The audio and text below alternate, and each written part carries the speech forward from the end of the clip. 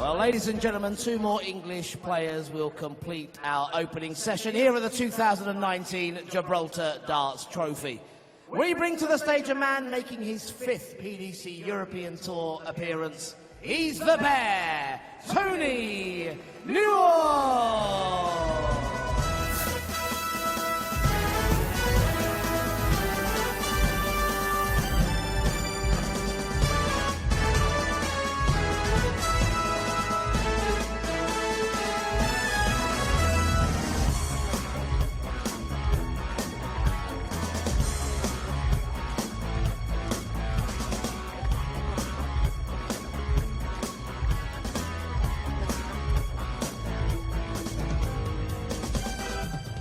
Let's bring to the stage a former Gibraltar Darts Trophy finalist and German Darts Masters champion.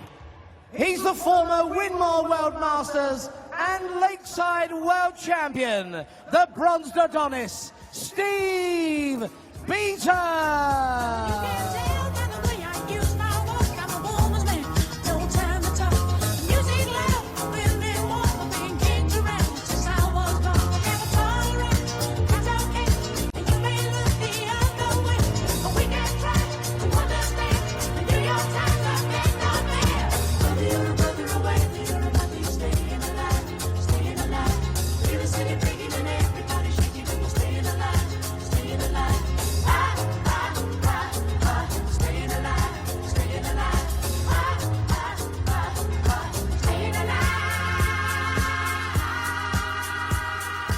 To round off what has been a really strong, promising start to the Gibraltar Darts Trophy 2019. Former world champion Steve Beaton takes to the stage for his 12th European Tour event of the year. Just the one blot on his copybook as far as 2019 is concerned, failing to qualify for the European Darts Match Play in Mannheim. But apart from that, he has been an ever-present in 2019, and he gets his campaign here underway. A former finalist in Gibraltar as well, let's not forget Steve Beaton, against Tony Newell, making his first European Tour appearance of the year, and his first since qualifying for the Austrian Darts Open in 2017. It's been a long time coming for the man known as the Bear, and here to join me, Rob Malarkey, for the conclusion of the afternoon session, it's once again Paul Nicholson. Thanks, Rob. Yeah, everybody seems to forget that Beaton made the final here a few seasons ago, where he was beaten by Wadey. Ladies and gentlemen, first leg, it's Steve to throw first. Game on. No disrespect to Tony here, of course, but you have to have Beaton as a favourite. He doesn't have any major pressure on his shoulders because he has walked himself into the European Championships. He will be at Göttingen, and he will be a nightmare draw for somebody. And all he wants to do is win this match and give himself the opportunity of winning the title. 60. Like you say, it's been a long time since we've seen Tony on the European Tour. He has been working so hard on his game. He's tweaked a few things with his kit, but he's a real hard worker. He's been doing a lot of local tournaments, trying to get some confidence, and he's got his just desserts by qualifying here 55. the hard way. He didn't do it easy against John Worsley and Simon Whitlock. Beat them both 6-5. 95. Yeah, Beaton, as you said, comfortably qualified for the European Championship. £23,500 on the European Order of Merit coming into this tournament. Guaranteed, of course, £1,000 this weekend as well. He'll be wanting a bit more. He could actually eventually clamber into the top 16 on the European Order of Merit, and I think that would be a terrific return for Steve Beaton. Again, a model of consistency. Hasn't had the runs to the final as we saw in the Dutch Darts Masters. 24. Steve, you're right. Last year. 27. But just consistently throughout 2019 has been, well, very effective at qualifying. He's had to come through the bulk of these as a qualifier. Has been seeded for one or two of these European Tour events as well. But as far as the knack of qualifying is concerned, he has got it down to 80. He was seeded in the Czech Republic and in Vienna. Yeah, on the first leg, Steve his opening match in both of those, so didn't pick up any ranking money for either of those campaigns, but elsewhere. Semi-finalist at the European Darts Grand Prix in Sindelfingen, quarter-finalist in the Austrian Darts Open in Graz. It was in 2017 when he made the final in Holland, not last year. Yeah, it's been a real standout year of consistency from Steve. 177. And it was almost odd that he wasn't in Mannheim, because he was at everything else. And interestingly enough, in that last leg, he left himself on 34, but the 60 was blocked. So it was the right thing to do. And Steve is an uncomplicated dart player. The action hasn't changed, the kit hasn't changed much. He draws that arm back and throws at what the target is, and whether it's double 17, whether it's tops, whether it's 36, it doesn't matter. 60. He is old school, he says they're all the same size. And if there's one person who's going to handle the heat well 60. here in Gibraltar, it's going to be Steve. Yeah, he'll be absolutely loving every minute of these conditions. He'll be eager to get the job done here and maybe catch some of the late afternoon sun. Oh, unquestionably. He'll find an infinity pool and a deck chair somewhere. 80. But only if he wins this match. Otherwise, he'll be making plans for moving on. 42. Steve Uguar. Yeah, 50. Beaton was the only player, by the way, to come through UK qualifying for the first 8 Euro Tour events of this year. He needs another double 8. He's missed the double 16. 42. And he's come inside for double 4, but he will return. And of course, Beaton was one of the 4 players to have landed a European Tour 9 darter this year as well. That was in Saarbrücken against Kirkshire. 66. Steve Uguar. 8. This is the spiritual home of the European Tour 9 darter, though. We are in Gibraltar, the venue for Ross Smith's 9 dart leg. 4. I agree with that. I think it is the spiritual home of the European Tour 9 darter. 10. This is where the curse was laid down. Well, Tony's looking to lay down the smackdown. Only 90. just comes up shy Steve of the Uguar. finishing move. 4. Steve needs to be back down the bottom of the board. He's Johnny Clayton's favourite double 1. No score. And he is very Tony upset with that Uguar, one. 20. That's about as much emotion as you get from the bronze Adonis. Yeah, he's making heavy weather of this. Newell still with the Edge on the opportunity second to hold leg, throw, Tony and Beaton will see Newell. that Would like as a Steve missed to throw opportunity first. for a Game break. on. We've waxed lyrical many times about the action of Steve being so 84. smooth. He brings that dart under his nose and throws down a centre line of his face. Well, Tony Newell is somewhat unconventional as a right-handed dart player. A left eye dominance, and he uses it more than anybody I've ever seen, even more than Phil Taylor, who used to bring the dart across his face. The only person I've ever seen bring the dart that much across their face is Bobby George. Just goes to show that if you're a right-hander, it's not a prerequisite that you are a right-eye dominant. You do need to check, and Tony knows that he's left-eye dominant, and he uses it to the best of his ability. Curiously, his action is very Taylor-like. Uses very Taylor-like arrows as well. Yeah, it's interesting as well, because it might sound a bit niche this, but any archery coach will tell you if you're right-handed or if you fire with your right hand, you should always close your left eye. So there's certainly an element of that crossing over into darts as well. You ever done any archery, Rob? I have, yeah. This is why 100. Great fun, isn't it? 122. I'm quite a keen observer and a keen participant in archery when I get the opportunity, and I'm quite interested in the nuances of that one. I'd be interested to see how good dart players are at archery. You'd think as well that it would carry over to an extent, but there's a lot of, I mean, you've got to be very powerful to play it or to be a very successful archer. 50. You've got to be incredibly 68. well built up top, which I'm not, obviously, but it does help. You've got to be incredibly fit, I think, as well, because it is a long, arduous process. He's carrying a lot of weight. Throw first. Well, Steve Beaton's looking fit right now, and he's got himself that lead back, and all of a sudden he's forgotten about all those misses at double in the last leg. That lovely clean 68 out. Steve's pretty fit. Years ago, he made a very good decision to change his lifestyle. Gave up the cigarettes. Started running. Did a lot of it. And he's looked after himself brilliantly ever since. And at 55 years of age, he's looking good for it.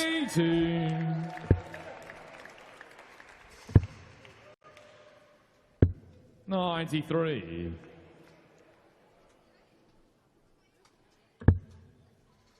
This is only Newell's 5th Euro Tour event of his career, by the way. His best performances coming here in Gibraltar in 2015 and at the European match play in Innsbruck later that year when he reached the second round on both occasions. He's never made the final day of a European Tour event. Beat Steve West here 4 years ago in round 1 before a defeat by Terry Jenkins, who went all the way to the final that year.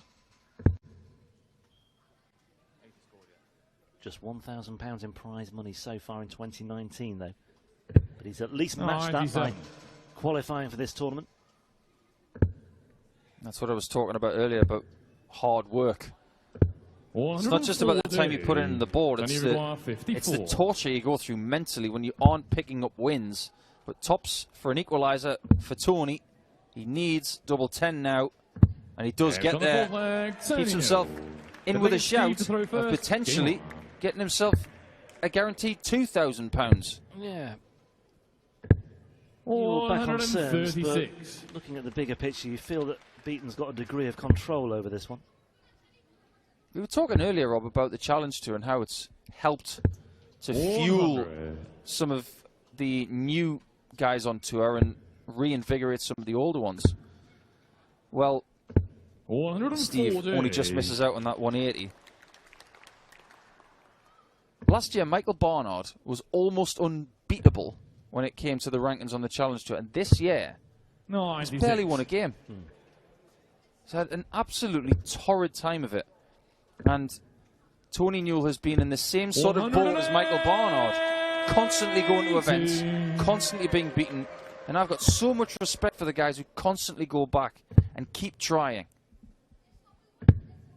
48, Steve Uguar, 45.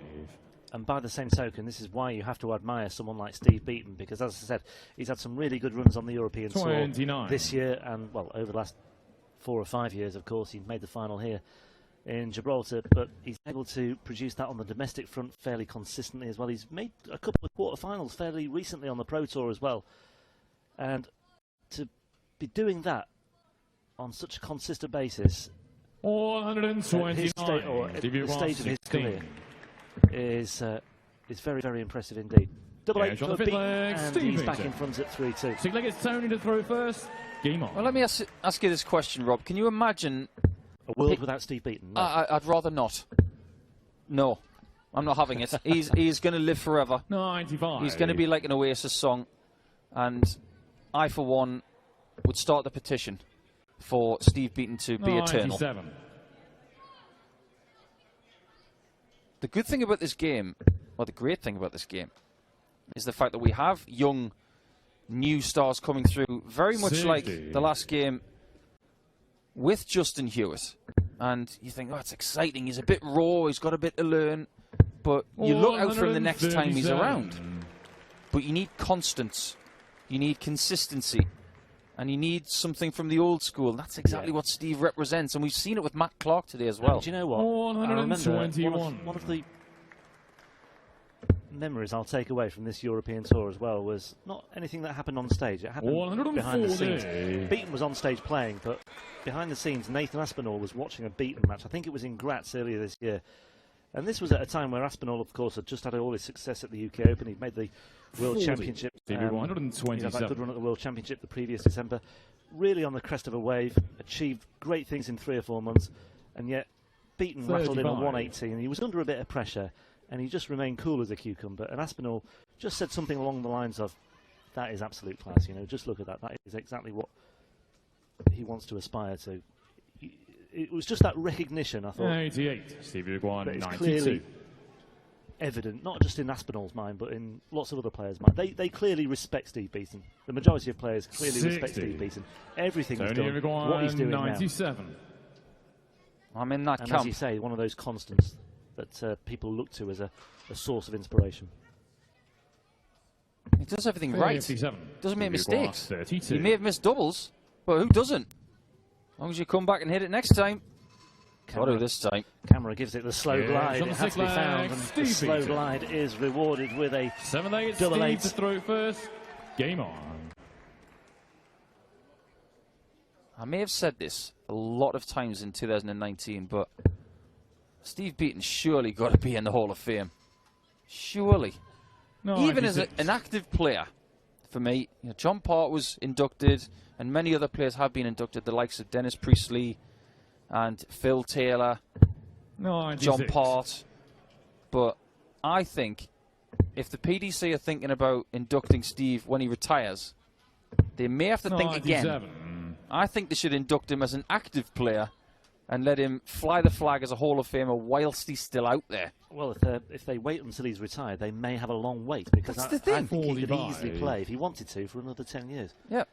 He may want to be the oldest player to have ever played at the World Championships. We look at Paul Lim now, who's nearly 70 years old. Yeah. Still going strong, still a threat. John McGowan played at the World Championships, I think at the age of 67. 95. I mean, there are other milestones to aim for, being the oldest PDC title winner, for example, as well. 100. So, yeah, I, for one, wouldn't be surprised if Beaton carried on for another decade. I think he's, if he looks after himself, and he clearly has been, if he continues in that vein, I see no reason why he can't. Beaton in great shape here, by the way, for a 5-2 lead, despite that visit from Newell. 52 away. I don't think he wants the 20, because he's got that flight in the way. He's gone to the left, and he never moves. We can do what you want with you, Steve Beaton, though. What a fabulous checkout from the legend that is Steve Beaton. Yeah, he just loves that portion of the board as well. I think he was toying with us a little bit there. 47. And this one is just slipping through the grasp of Tony Newell now. 5-2 down and an opening visit of 47. 97. Well, we're looking at two players, Rob, who both hold a similar type dart. They've got an aluminium type stem with a bulbous barrel, but they both hold the dart near and on the stem. Have you ever tried doing that? That's pretty difficult to control. Most players will hold the barrel phase of the dart and propel it forward. But these guys, it's more towards the stem part, which is the middle piece. Just goes to show how much control they've got, and there's more evidence. 18. Winner of this to face Krzysztof Ratajski, seeded 7 here this weekend. And as things stands, it's Beaton who is on course for a meeting with the Polish number 1. By the way, quick word about Tony Newell. When we saw him in Austria 2 years ago. 42. When was that? That was May or so of 2017, or the summer of 2017, June time. He'd just become a father. So Baby Bear is now 2.5 years old. Daddy Bear, 5-2 down. 78. Tony Rig 133. Said this earlier on this afternoon. This is one of the hardest checkouts on the board. Looking for treble 19 now. 59. Doesn't get there, and Steve Beaton can clock this one off right now. Surprised he didn't switch, but he's old school. Thought there was enough room. 74. Tony Newell is clutching onto this game with a very fine tooth comb. It's double 10, and that's a gorgeous checkout from him. Yeah, I'd like Steve to throw Beaton first. may have done that thinking, well, okay, I've got the throw in the next leg anyway, but Newell has got another leg on the board. 74 checkout just to put a little bit of fire in his belly. Imagine what you get if you put the fire in the belly of a bear. Get a hungry bear. I should have, I think. 58. Well, Steve Beaton's clearly been eating his porridge this week, because he's moving in the right direction. A ton 40 there after that sluggish start to this 9th leg. I think he does have porridge for breakfast, actually. I wouldn't be surprised. Yeah, you've got to get your oats. The slow release of 85. well, the glycemic index, isn't it, of porridge, oats, basically. It's a good thing to eat. I agree. 54. I'm an oats and muesli man for breakfast myself. Well, recently I've been eating my oats and reading a lot of dart books. I read The Heart of Darkness by Ned Balding, and I read 100. the new Shane Burgess biography, which was very entertaining. And come on, Steve, when your career is said and done in probably 10 years' time, that's going to be one good book. Because he's going to transverse so many generations of this game. So many stories to tell. Ruling out the bronze Adonis, what would the title of the book be? Be a ton. Be a ton. 84. Tony requires 78. That's where the treble 18 is. He hit it in the last checkout he went for. He's creeping into this game if he gets this tops. This will make things very interesting indeed, but he's not taking it. He may well return. 108. Beaton on 108. May well be punished for that sluggish start, but look at this. 48 away, double 16 away. 76. Tony required 20. To your hats. I thought that was out. That would have been typical Steve. Getting edgy. Double 5. One left. Gets it. On the ninth leg. Tony. There's a little bit of relief in the face of the bear there. Tony to throw first. And a little puff of the cheeks as well. But it's back on throw. And Steve Beaton has questions to answer here. Yeah, just that moment when Beaton was seemingly closing in on victory. Just opened the door, didn't he, for Tony Newell with his decision making. Obviously, as we said before, hindsight's a wonderful thing, but Beaton's just beginning to look a little bit flustered, a little bit hot and bothered now. There's no question that he's hot. No question. The temperature is probably going to peak around about now for the day, and it will drop for the guys playing tonight. Fabulous night session tonight. Yes, kicking off with Jeffrey Desvan against Steve West at 7:15 local time, by the way, 6:15 if you're watching in the UK. Willie O'Connor against Chris Dobie has the ingredients of a decent matchup as well. Keegan Brown against Danny Noppert for the right to face Michael Smith. Anthony Lopez. 99. Lopez hoping to join Dyson Parodi in the second round. He takes on Michael Rosenauer. Vandenberg against Scott Taylor. Jose de Sousa, looking forward to seeing him again on the European Tour after his success on the Pro Tour. He takes on Darius Labanauskas. Robert Thornton back on the European Tour again against another Gib player, David Francis, and Richie Edhouse and Jamie Hughes, a winner on the European Tour this year, rounding things off in our last match of the evening session. That's from 7:15. Beaton with a ton empty, now 58 away. 74. Pressure on this 74. Newell's already taken out this 74 today. He's looking at double 10 again. And he's got double 10 again, and we're going all the way. And I tell you what, Paul, not too many people would have seen this coming when Beaton was seemingly cruising towards victory at 5-2. Absolutely not. You've got to give Tony Newell a massive amount of credit. 100. The way he's responded in the last 3 legs has been absolutely sensational, and especially with those 2 74 outs into both times, 59. giving himself a chance. Beaton can't wait to get back to the hockey, looking to get the job done at the last chance saloon. 138. He has put so much pressure on Newell from the first 6 darts, Steve. What experience and what execution. Well, Tony Newell is not playing like a man who's won only £1,000 in prize money this year. Hasn't made the last 16 on the Pro Tour since the 5th of September 2018, well over a year ago. His most recent last 16 appearance prior to that had been at a Players' Championship event in June of 2017, and then you have to go all the way back to 2014 for the one before that as well. But here, he is giving Steve Beaton a really good run for his money, and it may well be more than that as well. That's good enough from Steve. No, he left himself on a bogey number, but the way he scored himself into that position. But now has Tony Newell got one more magic trick up his sleeve?